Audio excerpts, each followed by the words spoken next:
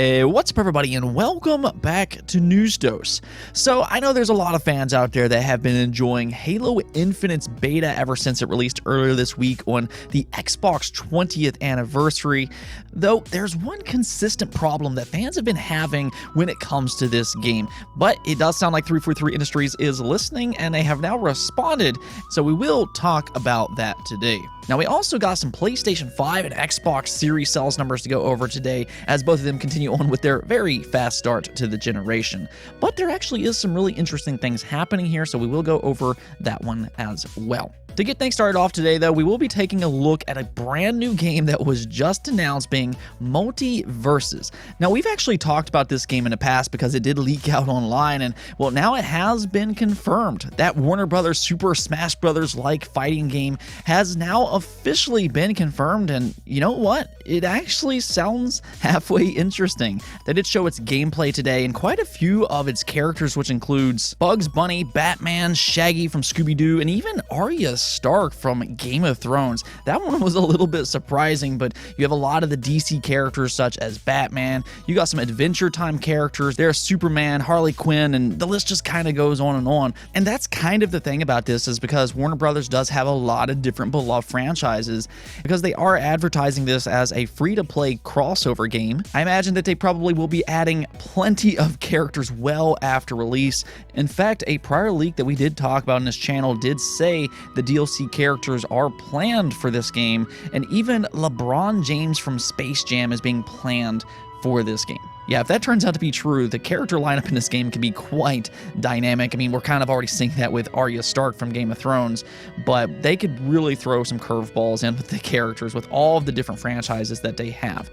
Interestingly enough, though, this game, of course, is heavily inspired by Super Smash Bros., but how they're separating themselves is in focusing more on 2 versus 2 gameplay. They did say that they built this game from the ground up with 2 versus 2 gameplay in mind. However, if you do like to play singles, you can absolutely do that as well.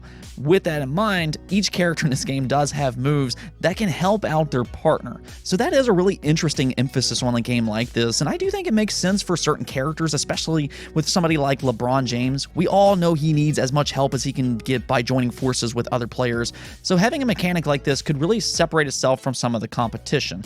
Now, we'll still have to wait and see how all this turns out. They definitely have the franchises, but can they make it as fun as something like, let's say, Super Smash Bros. Ultimate? It really seems like outside of Smash Brothers, some of these other platformer fighting games has a little bit of a tougher time. So we'll kind of have to wait and see how this one turns out when it releases sometime in 2022. Moving on, let's talk about Playtonic Games, the studio behind Yooka-Laylee. Now, honestly, this is probably one of my favorite studios right now because I've always been a really big fan of Rare, and Playtonic Games is a studio that works on spiritual successors for old Rareware games. They do, of course, have several former Rareware employees, so they do a great job at capturing that magic that old Rare games had. Now, don't get me wrong, I think Rare is doing a great job with their games such as Sea of Thieves, so don't take it that way. But yes, I really do like Playtonic Games, and it sounds like we might be getting plenty more from them in the coming years. Now, this is because Tencent apparently acquired a minority stake in Playtonic Games. And right away, I know that might strike some fear in some fans out there, but actually, this does very much sound like a good thing for Playtonic Games. If you take a look at their statement here, this is what they had to say. Playtonic will retain full creative control over its IP and will use the investment to scale from their current one-team structure to multiple teams, with an emphasis on hiring diverse talent from near and afar, improving their headquarters, as well as looking to expand in new locations. They then also go on to say that with Tencent's help, we can scale up and fast-track the super exciting, super secret projects we've been keeping close to our treasure chest, too. So yeah, this absolutely does very much sound like it's going to be a good thing for Playtonic, and if you wanted more games from them, it sounds like that's exactly what you're going to get.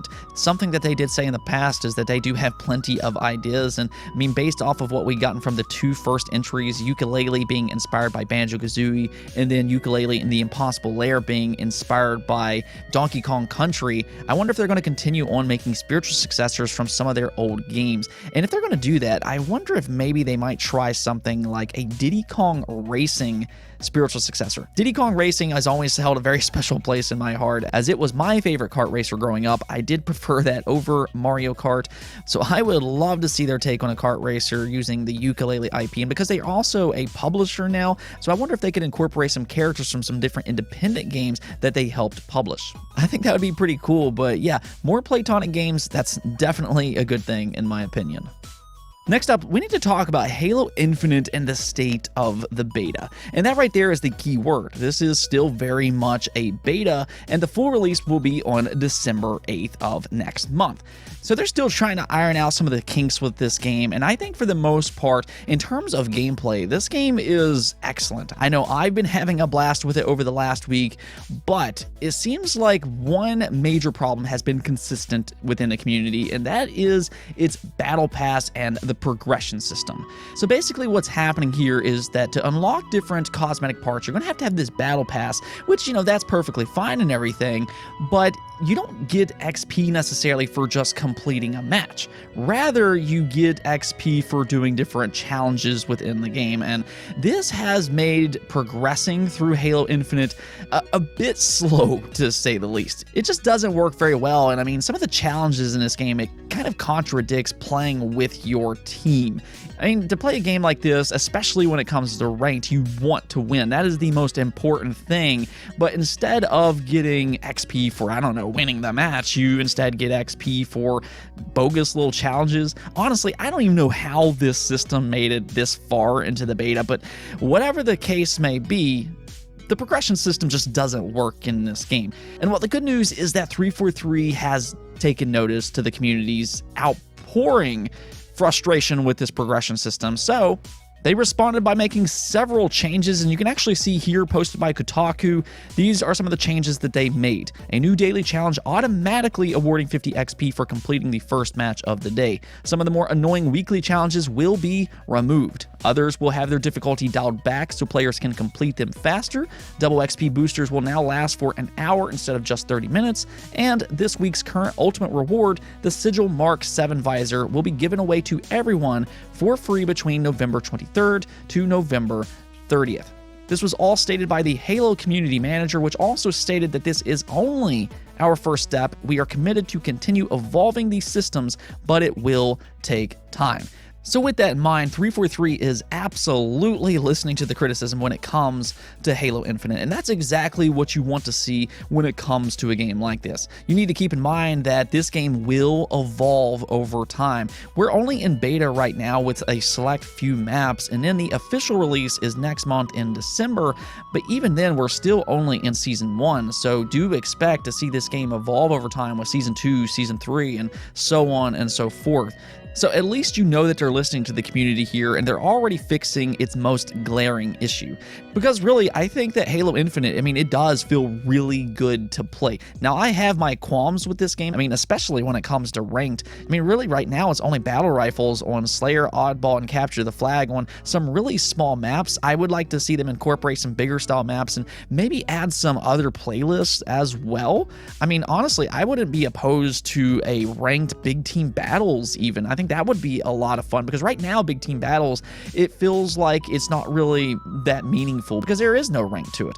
So they could add something like that, and maybe even something like doubles. They've had that in past Halo games, and yeah, I think they could do a little bit more with the overall playlist to add just a little bit more diversity in the game, because the way ranked works as it stands, it's primarily just battle rifles, which is already one of the most powerful weapons in the game, and then you're just on these small maps, and it can be a little chaotic with all of the grenades and the battle rifles, and yeah, I would like to see them add a little bit more diversity to ranked overall. That's just my opinion, but nonetheless, I mean, this game really does feel excellent to play. I think that 343 did a good job in making this game feel good. It really is probably the best Halo game that I've played in years, and I am happy to see that 343 is listening this early on, and hopefully they continue to make this game better and better throughout time. Let me know in the comments below, though, on your experience with Halo Infinite thus far. Are you liking what they did with Halo Infinite?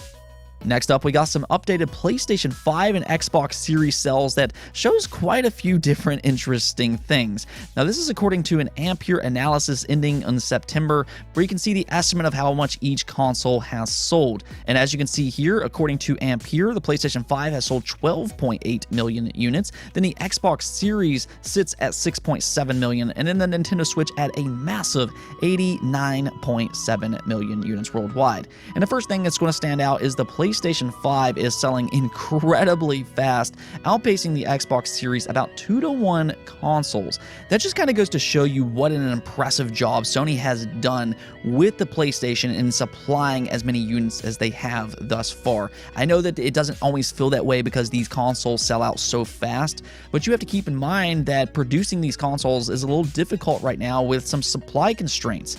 So the fact that they've been able to supply this many units in less than just its first year is quite impressive. And according to Sony, they still do absolutely plan to outsell the PlayStation 4 in its first fiscal year, making it the fastest selling PlayStation console. So just a fantastic job when being able to produce this many units this early on. Though speaking of the PlayStation 4, that is something else that they did note here. They do say that the PlayStation 4 sales are declining at a faster rate than expected. They do say that while not in the same category as the slowdown of Xbox One sales, it is less likely that PlayStation 4 will emulate the feats of PlayStation 2, which continue to sell strongly a number of years into the PlayStation 3 lifecycle. So it does look like the PlayStation 4 is kind of winding down already, which kind of makes sense considering PlayStation 5 does have backwards compatibility. So for a lot of people, they might be just willing to pay that extra money to get a PlayStation 5, especially with the digital version being pretty affordable at $400. So I don't think that this is overly surprising or anything like that. Now, as for the Xbox Series, selling 6.7 million is also very impressive, as this is the fastest selling Xbox console to date. But interestingly enough, the Xbox Series X and S split might be a little bit closer than what some of us might have realized. This was a big conversation heading into the generation, as Xbox made a very bold decision in having two different Xbox SKUs. You have the most powerful console on the market being the Xbox Series X at $500. This thing is an absolute beast. But then you also have the Xbox Series S, which is this more affordable option at $300 in expense to making it a weaker console. Now, this is still a console with next generation features. It's capable of ray tracing. It's got a fantastic CPU, so 60 frames per second for it is no problem at all, but it tends to target more of your 1080p resolution. So this is a weaker console, but it's also a very viable option for those who want to jump into the next generation of games at a very affordable price, again, of just $300. And it does look like this is paying off early for the Xbox Series. Ampere does say that the Xbox Series S has actually outsold the Series X across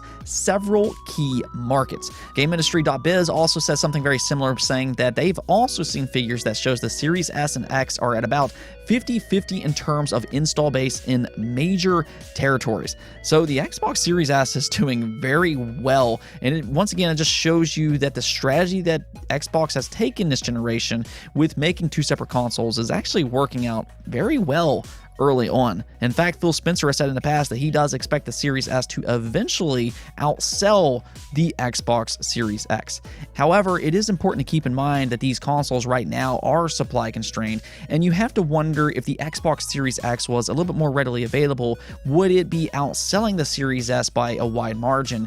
I believe it probably would be, or at least until it meets that initial demand. That is something about these consoles right now. I mean, we keep talking about, but they are supply constrained, and neither the Xbox Series X or the PlayStation 5 has met that initial demand. Really, these consoles could have sold so many more units this year if they were just able to produce that amount of consoles. They really are limited by how fast they can sell these consoles right now, just because they just can't produce enough units. It's unfortunate, but I think in both cases, it's been a very impressive year for both the PlayStation 5 and the Xbox Series, especially with the PlayStation 5. I think it is amazing that they've been able to produce as many units as they have so far.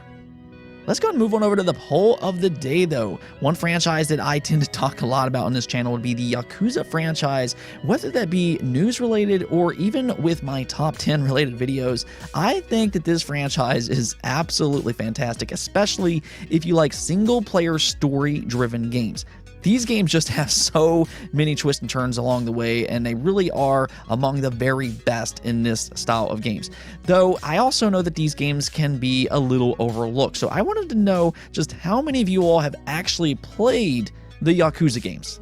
And while sadly 55% of you said no, you've never played a Yakuza or Judgment game, while 43% of you said yes. So on one side, that's actually a pretty good split, as a lot of you all have played these games, but on the other side, apparently I'm just not doing a good enough job at hyping these games up, because really, if you like story-driven games, I really believe these are must-play games. From what I've seen and experienced in the past, a lot of people who jump into the Yakuza games, it actually really surprises them and just how good these games really are. I know they can look a little goofy at times, and even them only having English subtitles in many of the games can throw some fans off, but if that is something that does bother you, you can actually jump into the Judgment series instead. Some of the newer entries in the Yakuza franchise does have English dubbed dialogue, such as Yakuza 7 Like a Dragon, and then you have Judgment. And because Judgment has a completely separate cast of characters unrelated to Yakuza, that is a great starting point.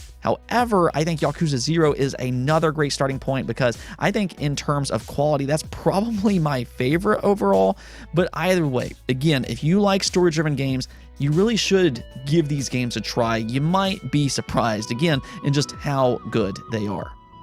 Anyways, though, that's it for this episode, but if you liked the video, don't forget the bell notification and subscribe button for more content just like this. Also, if you'd like to support the channel through Patreon, thank you for making this content possible. Peace out.